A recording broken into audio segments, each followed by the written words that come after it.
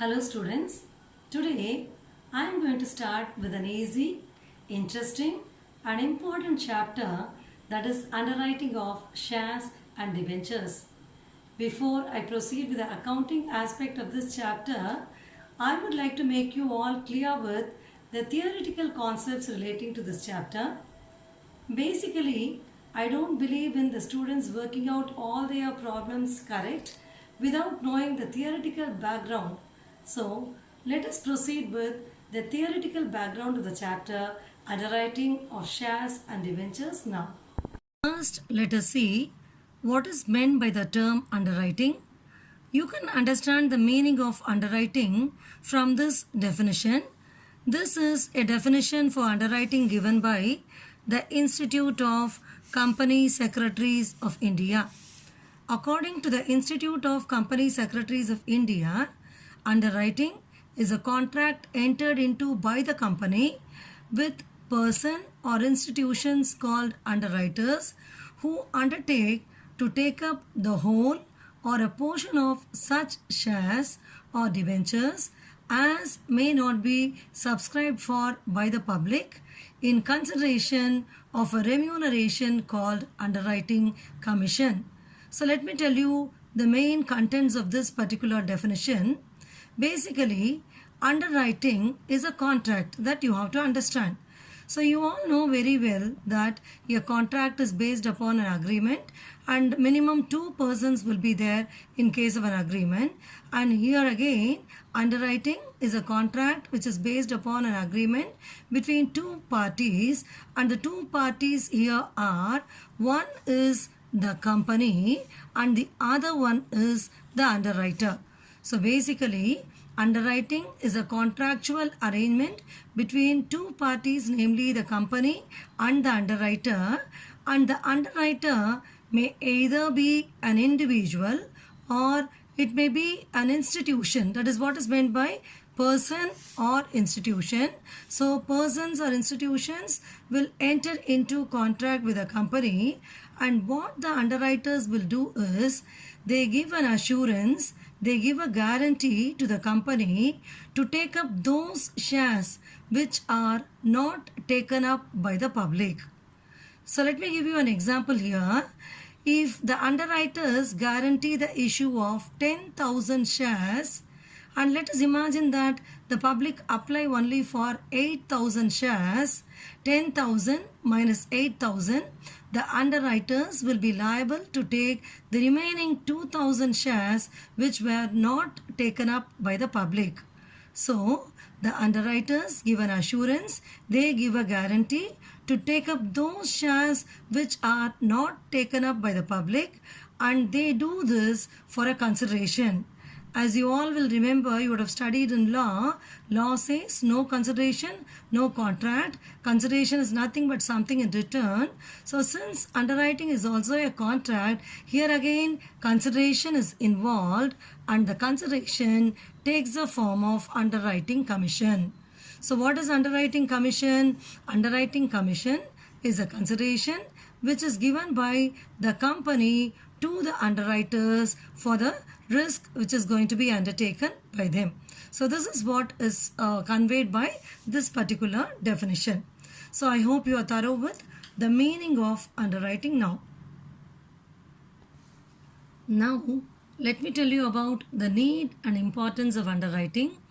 As per the provisions of the Companies Act, when a company issues shares or debentures, it must receive the amount of minimum subscription which is not less than 90% of the issue value within 120 days from the date of opening of the issue.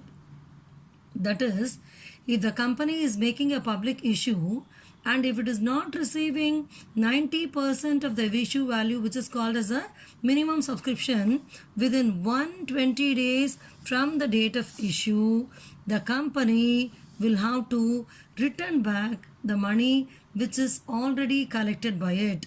Because if the amount is not received, which amount? If that 90% of the issue, which is the minimum subscription, if it is not received, then the company cannot make any allotment. Allotment cannot be made, and all the money collected by the company will have to be returned back.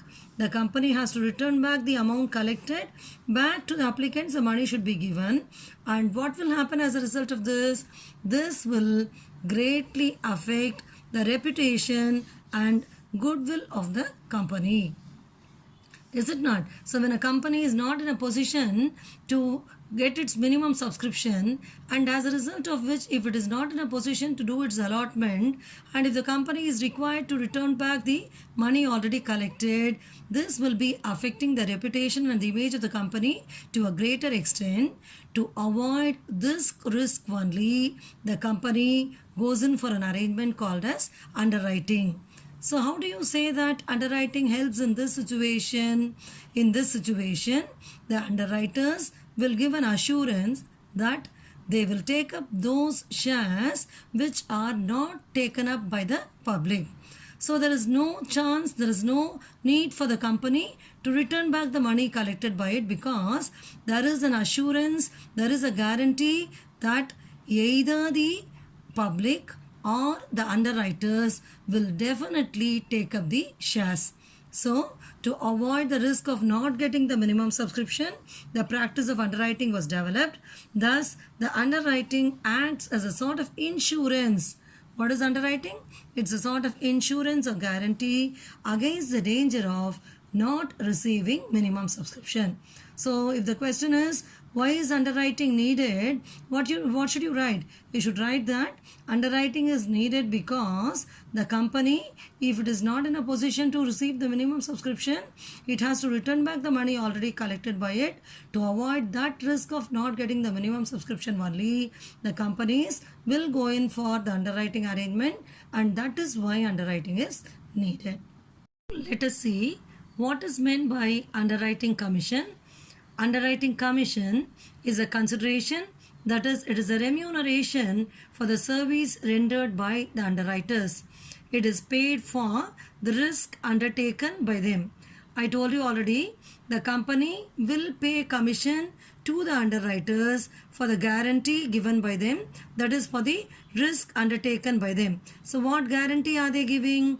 They are giving the guarantee, they give an assurance to take up those shares which are not taken up by the public, and for this they'll be given a remuneration, and that remuneration only takes the form of underwriting commission.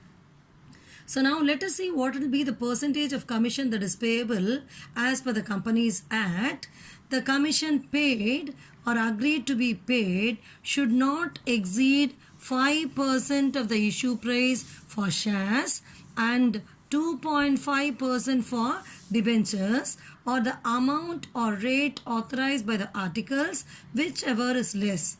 So this is what is the percentage of commission which is mentioned as per the provisions of the Companies Act. That is, the commission should not exceed 5% of the issue price for shares and 2.5% in case of debentures, or the amount or rate authorized by the articles, whichever is less. However, according to the guidelines of the Ministry of Finance, Department of Economic Affairs, Stock Exchange Division, the rate of underwriting commission at any given time, the rate of underwriting commission at any given time should not exceed 2.5% for shares. So in practice, when you are asked to calculate the commission calculation, you have to calculate the commission only at the rate of 2.5% on the issue price of shares. This is because this is what is followed at present in practice.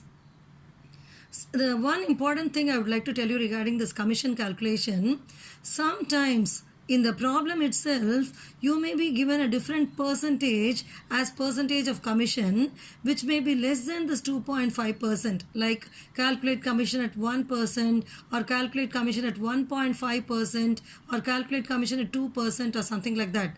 If such a percentage is already mentioned in the problem, you have to calculate only that percentage as mentioned in the problem.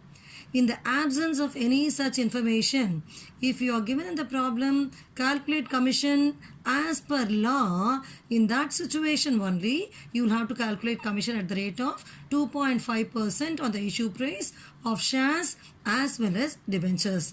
And then there is another important point which I'll have to tell you regarding commission calculation. Commission is payable to the underwriters irrespective of their liability. So let me tell you what is meant by this. I am telling you commission is payable to the underwriters irrespective of their liability. This means in some situations the underwriters will not be liable at all. When will the underwriters be liable? Only when there is undersubscription. Only when the number of shares applied by the public is less than what is guaranteed by them. Sometimes the public may subscribe for all the shares, in which case the underwriters will not be liable at all. But even in such situations, they will be entitled to get their commission. So that is what is meant by the statement, underwriters will get their commission irrespective of their liability. So hope you are able to understand what is underwriting commission. So underwriting commission is nothing but the consideration which the underwriters will receive from the company for the risk undertaken by them, and in practice you are supposed to calculate commission at the rate of 2.5% on the issue price of shares as well as debentures, and even when there is no liability for the underwriters will be entitled to receive their commission. Now let us go to the next important aspect relating to the chapter underwriting, that is marked and unmarked applications. So only when you understand what is meant by this marked and unmarked applications, you will be able to work out the problems properly, because in all the problems you will be given some information relating to marked applications and unmarked applications. So let us see what is meant by this marked and unmarked applications. Application forms for a company's issue may be supplied to the general public either directly by the company itself or through the underwriters. So when the applications are supplied to the public, the applications may be supplied by the public either directly by the company itself, or the applications may be supplied through the underwriters. When the applications are supplied to the public through the underwriters, such applications will have the stamp or marking of a particular underwriter. So that seal, his rubber stamp will be there on the application, just to know through which underwriter the application was issued, through which underwriter the application was supplied. So those applications which are having or bearing the stamp or marking of a particular underwriter, those applications will be called as marked applications.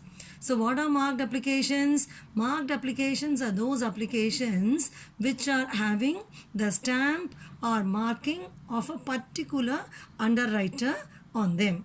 So when the applications are supplied through the underwriters, such applications will have a stamp or mark, and such applications are called as marked applications.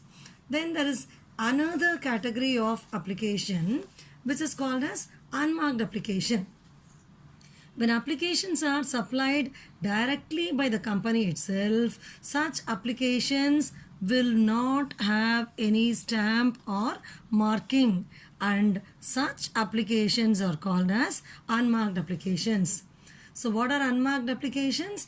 Unmarked applications are those applications which are directly supplied by the company itself to the public, and such applications will not have any stamp or marking on them, and that is why they are called as unmarked applications. So I hope you are thorough with what is meant by marked and unmarked applications. This is a very often repeated theory question in the exam. Generally, in the exams, a theory question is asked, what is meant by marked and unmarked applications, or write a short note on marked and unmarked applications, for which you will be writing this as the answer. We have come to the most important aspect of this chapter, that is Types of underwriting. The types of underwriting may be classified under two different categories. One is pure underwriting and the other one is firm underwriting. Let me repeat. Types of underwriting may be categorized into two, namely pure underwriting and the other one is firm underwriting. So this categorization is based upon the nature of liability of the underwriters. So let us see what is meant by pure underwriting first. So in case of pure underwriting, it is stated that the liability of the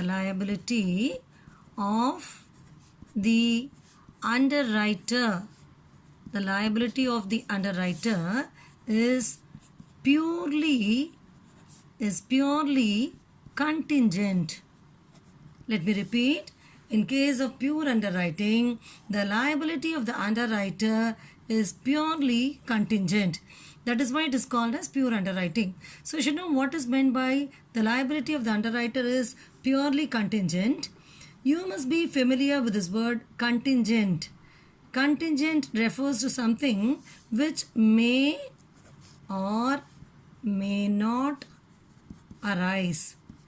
So, why do you say in case of pure underwriting the liability of the underwriter is purely contingent? Because in case of pure underwriting, the underwriter's liability may arise or may not arise. He may become liable or he may not become liable. It depends upon the number of applications received from the public.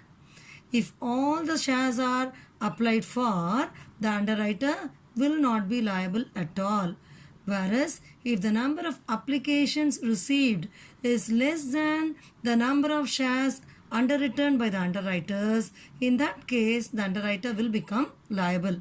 So the liability of the underwriter may arise or may not arise. That is why you call this underwriting as pure underwriting. For example, if the underwriter has given a guarantee for the issue of 10,000 shares, and let us imagine that 7,000 applications were received.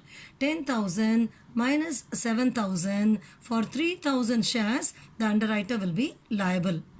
On the other hand, if the shares guaranteed by the underwriters were 10,000 and if all the 10,000 shares were applied by the public, in such a situation, the underwriter will not be liable at all. So, the underwriter may become liable or may not become liable. It depends upon what? It depends upon the number of applications received, and such type of underwriting is only called as pure underwriting. Now, let us see the two different types of pure underwriting. Under pure underwriting, you have two different types. One is complete underwriting and the other one is partial underwriting. So these two comes under pure underwriting itself. So let us see what is complete underwriting first. Complete underwriting. As the name itself tells you, if the entire issue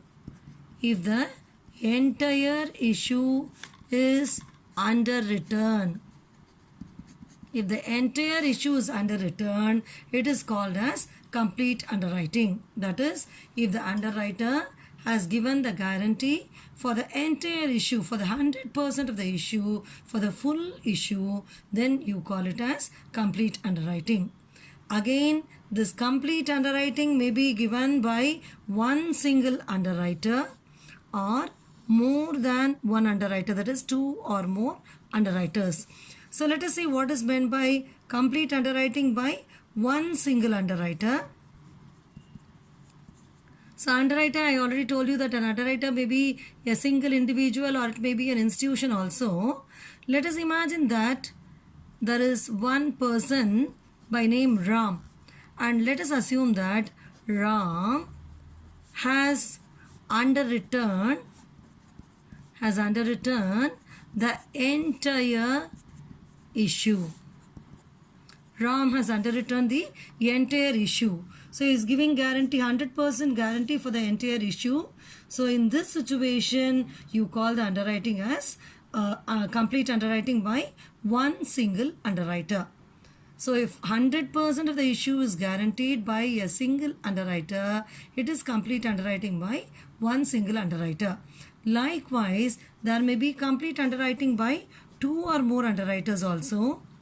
Complete underwriting by two or more underwriters. So in this situation, there will be more than one underwriter. Let us imagine that three underwriters are there. A, B and C. These three underwriters, they guarantee the issue of shares of a particular company, and let us assume that underwriter A is guaranteeing to the extent of 40%, underwriter B gives a guarantee to the extent of 40% of the issue, and underwriter C gives a guarantee to the extent of 20% of the issue. So 40 plus 40 plus 20 is 100%. Altogether it comes as 100%. So all the three of them together guarantee the entire issue. So this is what is meant by complete underwriting by two or more underwriters. So as I told you, complete underwriting may take two different forms. It may be by one single underwriter or more than one underwriter. So what do you mean by complete underwriting? If the entire issue is underwritten by the underwriters, that is called as complete underwriting. Now, under pure underwriting itself, as I told you, two categories are there. One is complete underwriting, about which I have told you already, and the other one we have is partial underwriting. So let us see what is meant by partial underwriting now. As the name itself tells you, in case of partial underwriting, the underwriters will not guarantee the entire issue. They will guarantee only a part of the issue. For example, if the underwriters guarantee only 80% of the issue, or if they guarantee only 70% of the issue, in all these cases, it will be called as partial underwriting. In case of partial underwriting, for the remaining portion, the company will be regarded as the underwriter. If the underwriters have guaranteed only 80% of the issue, for the remaining 20%, the company will be deemed as the underwriter. Again, partial underwriting may be by one single underwriter or two or more underwriters. So let me explain what it is. Partial underwriting by one single underwriter. One single underwriter. So let us say that there is an underwriter by name Shyam, and Shyam guarantees 80% of the issue. This is partial underwriting by one single underwriter because he is not guaranteeing the entire issue. He guarantees only 80% of the issue. Likewise, there may be partial underwriting by two or more underwriters also. So let me give you an example to make you understand what is this partial underwriting by two or more underwriters. Two or more underwriters. Say for example, there are three underwriters A, B, C. A is guaranteeing to the extent of 30% of the issue. B gives a guarantee to the extent of 20% of the issue, and C gives a guarantee to the extent of another 20% of the issue. So 30 plus 20 plus 20, the total comes only to 70%. So all the underwriters together, they have guaranteed only 70% of the issue, in which case this is partial underwriting by two or more underwriters. So for the remaining 30%, that is 100 minus 70, 30%, the company will be regarded as the underwriter. The company will be regarded as responsible. So this is what is meant by partial underwriting by two or more underwriters. So till now, I have been telling you only about pure underwriting. So basically there are two main categories, pure underwriting and firm underwriting. Under pure underwriting itself, you have complete underwriting and partial underwriting. And again under complete underwriting, there is complete underwriting by one single underwriter and then complete underwriting by two or more underwriters. Likewise, under partial underwriting, there is partial underwriting by one single underwriter and partial underwriting by two or more underwriters. The other category we have is firm underwriting. So just the meaning of firm underwriting alone, I'll tell you now. Let me tell you in detail about firm underwriting in my subsequent videos. So let me see what is meant by this firm underwriting. Firm underwriting refers to a type of underwriting where the liability is partly definite and partly contingent. So, in case of firm underwriting, one part of the liability will be definite. The underwriters will have to take up that amount of shares. And for the remaining part, the liability may arise or may not arise. So, regarding firm underwriting, let us see in detail later. So, till now, I have made you clear with all the theoretical aspects relating to underwriting. We have seen what is meant by underwriting, why underwriting is needed, what is underwriting commission and what is its percentage. Then I have told you about what is marked application, what is unmarked application. We have also seen about the different types of underwriting. Hope you are clear with all this. In my next video, I will be working out problems involving the various types of underwriting. If you like this video, subscribe to my channel. Thank you very much for watching this video.